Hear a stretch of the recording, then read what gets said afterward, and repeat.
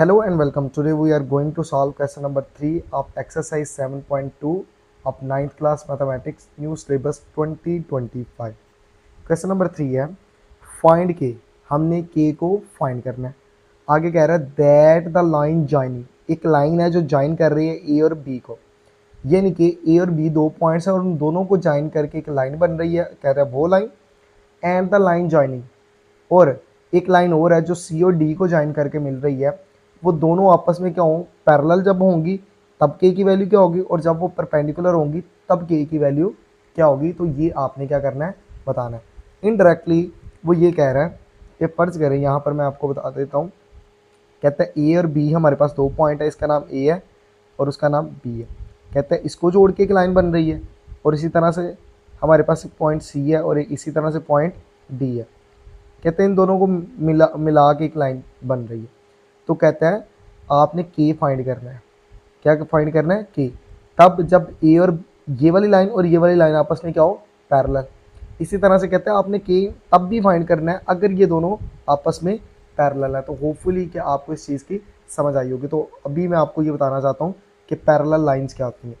Parallel lines ये होती हैं कि जो कभी भी इंटरसेक्ट नहीं करती। जैसे ये, इनके दरमियान हमेशा डिस्टेंस सेम ही रहता है, ठीक है। तो मैं अक्सर बच्चों से कहता हूँ कि जो ट्रेन की जो दो पटरी है ना, वो पैरेलल है। कैसे? कि अगर आप गुजरांवाला में रहते हैं तो आप ऐसा करें, गुजरांवाला में ट्रेन की पटरी के पास जाएं और दोनों पटरियों के दरमियान जो डिस्टेंस है वो कैलकुलेट करें, और फिर आप कोई 900,000 किलोमीटर दूर कराची चले जाएं और वहाँ पर भी जाके देखेंगे तो वो डिस्टेंस तब्दील नहीं होगा बल्कि उतना ही रहेगा। तो पैरेलल लाइंस ये होती हैं कि दो लाइनों के दरमियान जो डिस्टेंस क्या होता है, हमेशा सेम रहता है। याद रखना है, अगर इसकी स्लोप हॉरिजेंटल लाइन है, इसकी स्लोप 0 है, तो इसकी स्लोप भी क्या होगी, 0। अच्छा जी, इसी तरह से एक ये लाइन है और एक ये लाइन है। अगर फर्ज करें इसकी स्लोप है, स्लोप को एम से डिनोट करते हैं, आपको पता है। अगर इसकी स्लोप है 1/2, तो इसकी स्लोप भी क्या होगी, 1/2। तो दो पैरेलल लाइंस की स्लोप हमारे पास क्या होती हैं, इक्वल होती हैं। इसी तरह से बात कर लेते हैं कि परपेंडिकुलर लाइंस क्या होती हैं। दो परपेंडिकुलर लाइंस का मतलब ये होता है कि फ़र्ज़ करें ये हमारे पास एक लाइन ये है और एक लाइन ये है कि जो उसके ऊपर है और कितना एंगल बना रही है, 90 डिग्री का एंगल बना रही है। तो उसको क्या बोलते हैं, परपेंडिकुलर। अच्छा जी, अब ये वाली लाइन और ये वाली लाइन आपस में क्या है, परपेंडिकुलर। तो होपफुली आपको समझ आ गई होगी। तो पैरेलल में क्या होता है, यहाँ पर मैं लिख देता हूँ, रिजल्ट लिख देता हूँ। फॉर पैरेलल, जब दो लाइनें पैरेलल होती हैं, फॉर पैरेलल लाइंस, जब दो लाइंस आपस में पैरेलल होती हैं तो m1 यानी कि लाइन 1 की स्लोप और m2 दोनों की स्लोप आपस में क्या होती है, इक्वल होती है। और फॉर परपेंडिकुलर,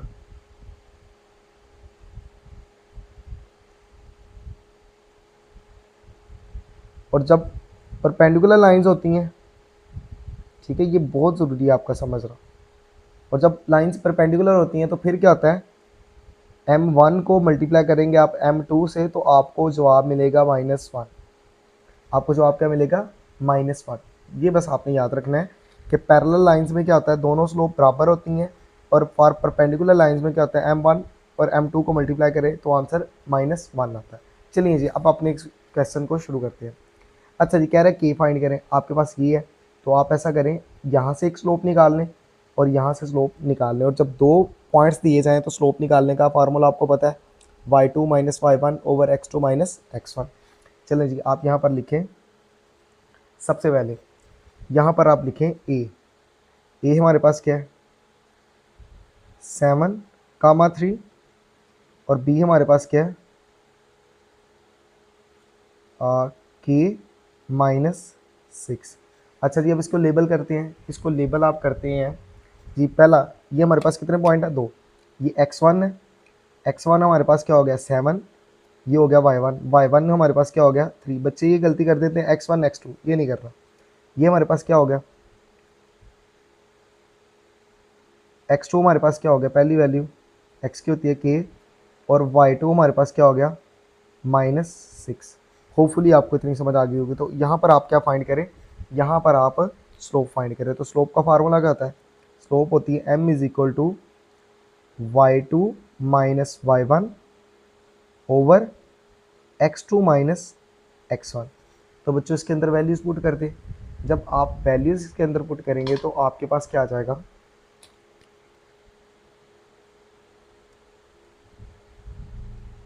जी y2 हमारे पास क्या है, y2 हमारे पास है -6 माइनस और y1 हमारे पास क्या है 3। इसी तरह से x2 हमारे पास क्या है k माइनस x1 हमारे पास क्या है 7। तो हमारे पास क्या आ गया, m आ गया, m is equal to -9 over k minus 7। तो ये हमारे पास क्या आ गया, ये हमारे पास एक m की वैल्यू आ गई।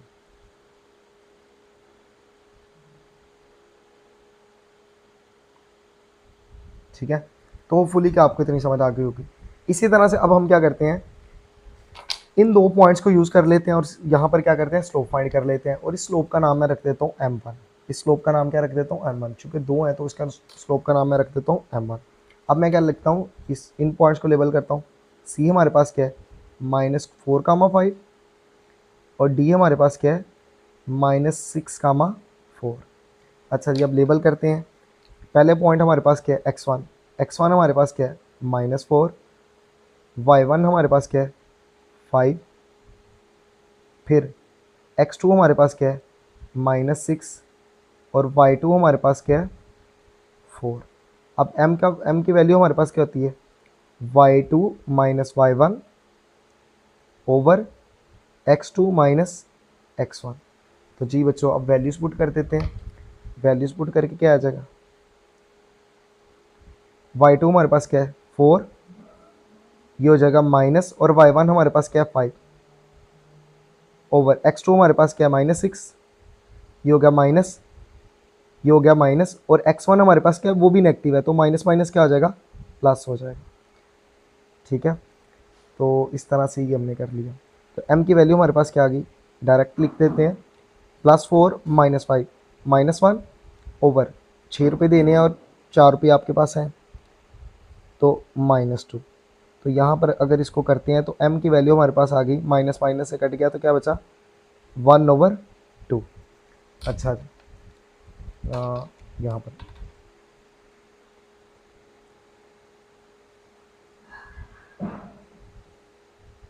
जी अगर ये स्लोप m1 थी तो ये स्लोप दूसरी है, तो उसको मैं क्या नाम दे देता हूँ m2। अच्छा जी, अब फाइंड क्या करना है, कह रहा है k फाइंड करें जब ये पैरेलल हो तो k फाइंड करें, फिर कह रहा है जब ये परपेंडिकुलर हो तब k की वैल्यू क्या होगी। तो जी इसको करते हैं, आप लिखें। चलें जी, यहाँ पर सबसे पहले तो क्या कर देते हैं, लाइन लगा देते हैं इनके दरम्यान।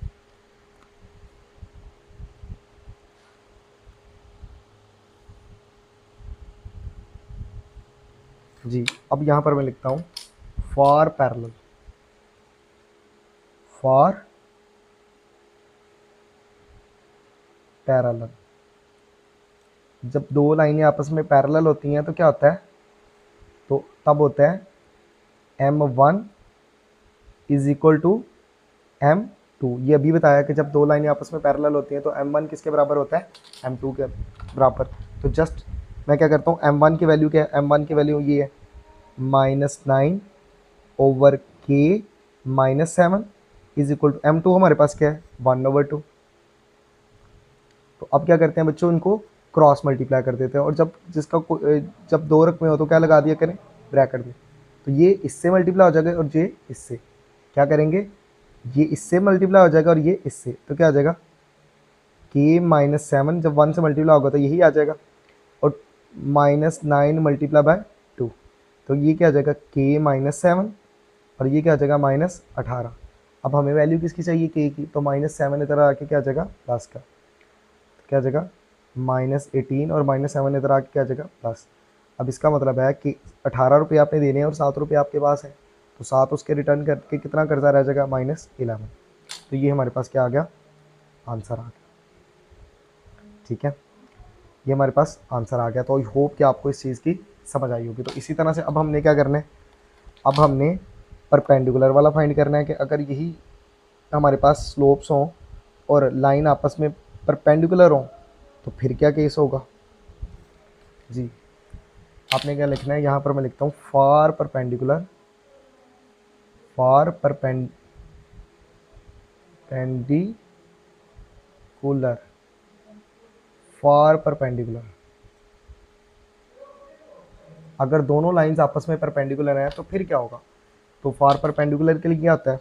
तो भी मैंने आपको बताया m1 मल्टीप्लाई m2 कर देंगे तो वो किसके बराबर होगा? -1 के। तो जस्ट आपने वैल्यूज पुट कर देनी है, वो just need to put the values. अच्छा जी, m1 की वैल्यू हमारे पास क्या है? -9 ओवर k-7, ठीक है, और ऐसे ब्रैकेट लगा दें। m2 हमारे पास क्या है? 1/2, 1/2, तो ये किसके बराबर है? -1 के। अब देखिए, जब भी यहाँ पर ये मैंने इसलिए लिखा है, जब भी दो फ्रैक्शन और दरम्यान में इक्वल हो तो ये क्रॉस मल्टीप्लाई होते हैं, और जब भी दो फ्रैक्शन और दरम्यान में मल्टीप्लिकेशन हो तो ऊपर वाला ऊपर वाले के साथ, नीचे वाला नीचे वाले के साथ। तो ये ऊपर वाला -9 1 से मल्टीप्लाई होगा तो क्या जाएगा? -9, और यहाँ पर क्या हो जाएगा? यहाँ पर 2 इससे मल्टीप्लाई होगा तो क्या जाएगा? 2k, ठीक है। और चलें इसको ऐसे लिख देते हैं,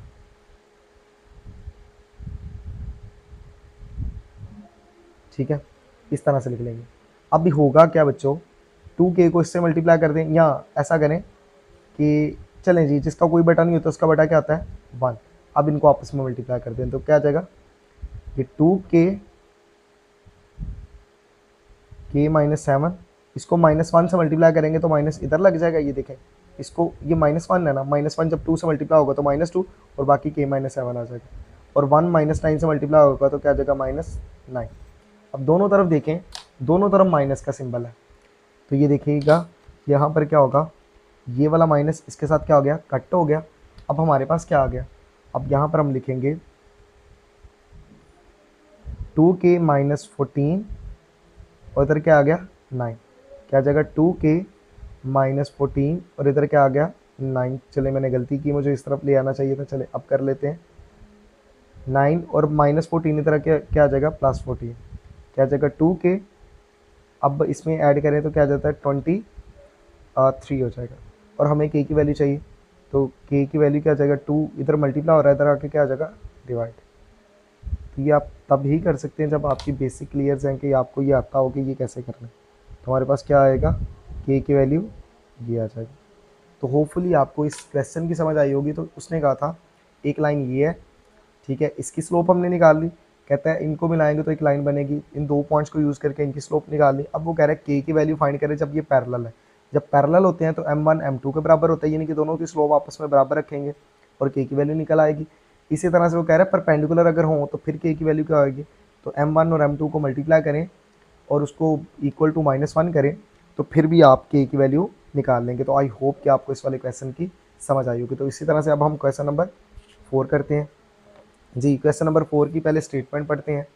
कह रहा है यूजिंग द स्लोप, कह रहा है यूजिंग स्लोप्स, कहता है आपने स्लोप यूज़ करनी है और शो दैट, और ये शो करना है triangle with its vertices A B and C is the right triangle. कह रहा है आपने ये शो करना है ये तीनों A B C right triangle के वर्टिसेस है। जैसे फ़र्ज़ करें अगर मैं यहाँ पर छोटी सी एक राइट ट्राइंगल बना देता हूँ तो वो कैसे बनेगी? राइट ट्राइंगल बनेगी कुछ इस तरह से, छोटी सी राइट ट्राइंगल बना देता हूँ। ज़रूरी नहीं है ना आपने बनानी है, ठीक है, ज़रूरी नहीं है, लेकिन मैं जस्ट आपको विजुलाइज करवाने के लिए बना रहा हूँ, ठीक है, अदरवाइज़ कतन ज़रूरत नहीं है, ठीक है, क्योंकि हम एनालिटिकल वो मैथमेटिक्स कर रहे हैं और इसमें ये होता है कि हम इक्वेशंस वगैरह उनके चीज़ें यूज़ करते हैं, हमें ज़रूरी नहीं कि हम वो स्ट्रक्चर बना के दिखाएं। तो राइट ट्राइंगल ये होती है, राइट ट्राइंगल में क्या होता है? एक एंगल क्या आता है? 90 डिग्री, एक एंगल क्या आता है? 90 डिग्री, ठीक है, इसको बोलते हैं 90 डिग्री। अच्छा जी, मतलब अगर इस लाइन की स्लोप और इस लाइन की अगर स्लोप निकालें, इस लाइन की और इस लाइन की स्लोप निकालें तो वो आपस में क्या होनी चाहिए? उसको मल्टीप्लाई करें तो -1 होना चाहिए, क्योंकि परपेंडिकुलर के लिए क्या होता है? m1 को m2 से मल्टीप्लाई करें तो -1 आता है। चलें जी, सबसे पहले आपने करना क्या है? आप अपनी तरफ से नाम दे दें। आप क्या करें? अपनी तरफ से नाम दे देते हैं। इसका नाम a है, इसका नाम मैं कर देता हूँ b, और उसका नाम क्या कर देता हूँ? c।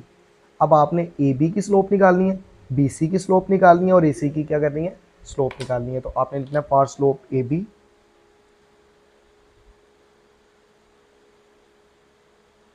For slope A B.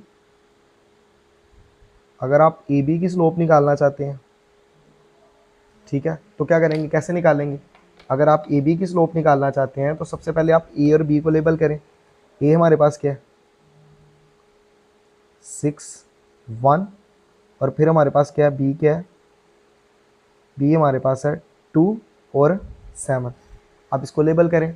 Label कैसे करेंगे?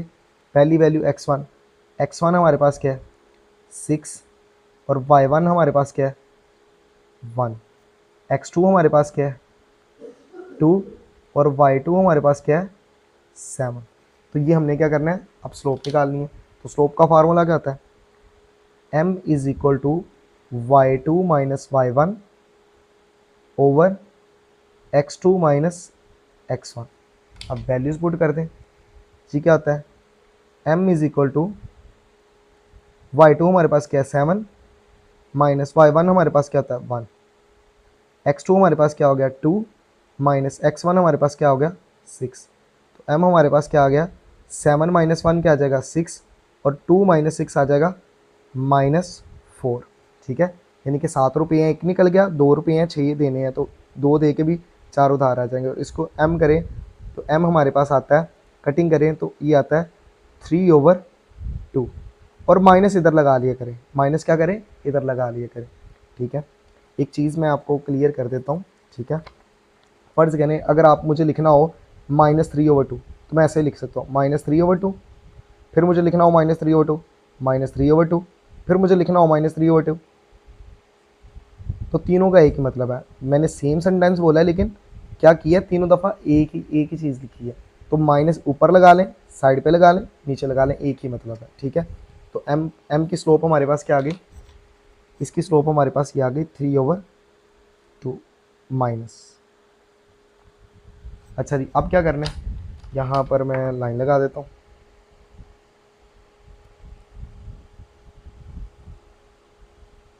अच्छा जी, फिर क्या करना है, अब निकालते हैं स्लोप। फॉर स्लोप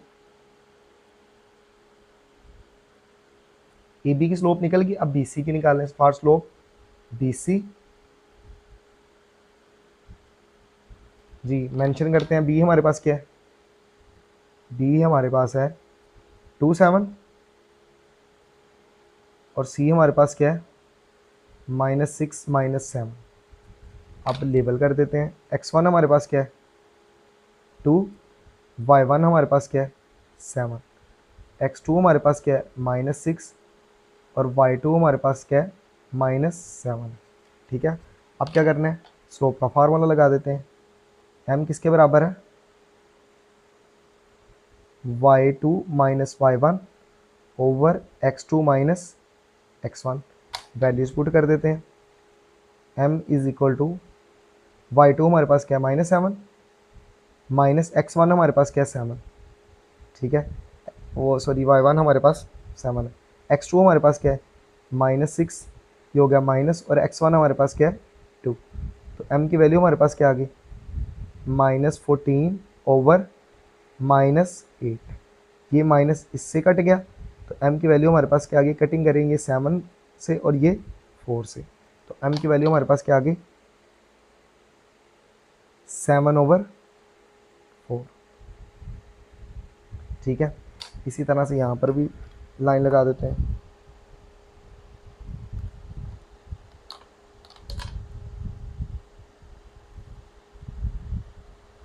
ठीक है, अब क्या करना है, यहाँ पर मैं लिखता हूँ फॉर स्लोप। फॉर स्लोप क्या रह गया, ए बी की स्लोप निकाल ली, बी सी की स्लोप निकाल ली, अब ए सी की निकाल लेते हैं। फॉर स्लोप ए सी, तो लिखें ए हमारे पास क्या है, ए हमारे पास है 6,1, और सी हमारे पास क्या है, सी हमारे पास है -6, -7। अब मेंशन करते हैं जी, x1 हमारे पास क्या है 6, y1 हमारे पास क्या है 1, x2 हमारे पास क्या है -6, और y2 हमारे पास क्या है -7। ठीक है, तो होपफुली आपको यहाँ तक समझ आई होगी। तो अब फार्मूला लिखते हैं स्लोप का। स्लोप होती है m is equal to y2 minus y1 over x2 minus x1। ठीक है, अब क्या करना है, वैल्यूज पुट कर दें। तो क्या आ जाएगा, m is equal to y2 हमारे पास क्या -7, ये हो गया माइनस, और y1 हमारे पास क्या है 1। इसी तरह x2 हमारे पास क्या है, x2 है -6, और ये हो गया माइनस, और x1 हमारे पास क्या है 6। m1 हमारे पास आ गया -8 ओवर -12। अब यहाँ पर करें तो इसकी कटिंग करें 4 के साथ, तो ये हो जाएगा माइनस माइनस से कट गया, ये बचेगा 2 ओवर क्या बच गया 3। ठीक है, तो अब आपने करना क्या है, अब उसने कहा था कि ये यूजिंग स्लोप शो करो, शो दैट, ये शो करें, ऐसा है लेकिन आप शो करें कि यहाँ पर ये A B C are the vertices of right triangle.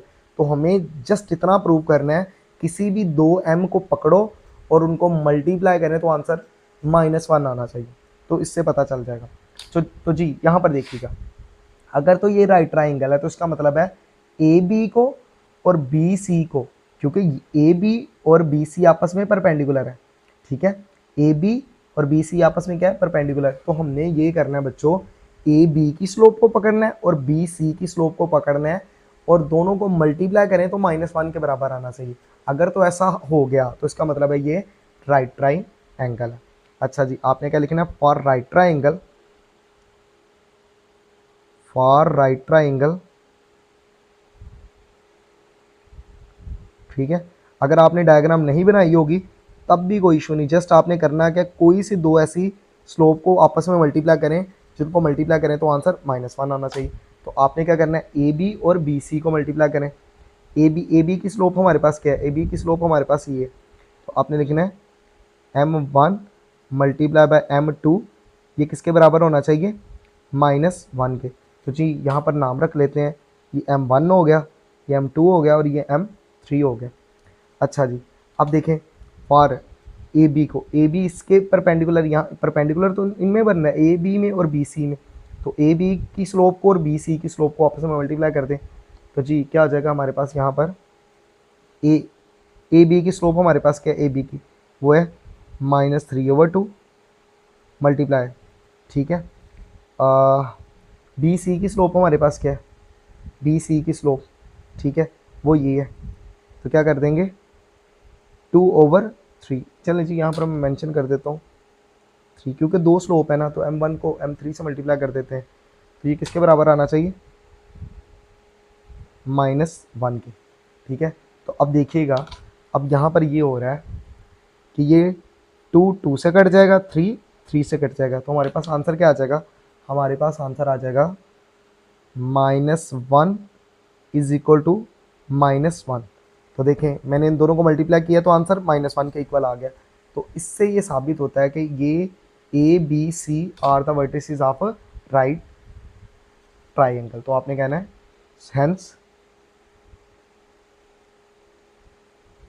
Hence proved, ये साबित होता है, हेंस प्रूव्ड दैट ए 6,1, आप इस तरह से लिखा करें B 2,7 and C -6, are the vertices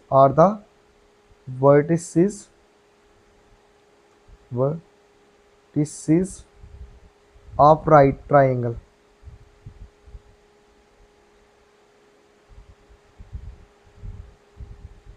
तो आई होप कि आपको इन दोनों क्वेश्चन की समझ आई होगी।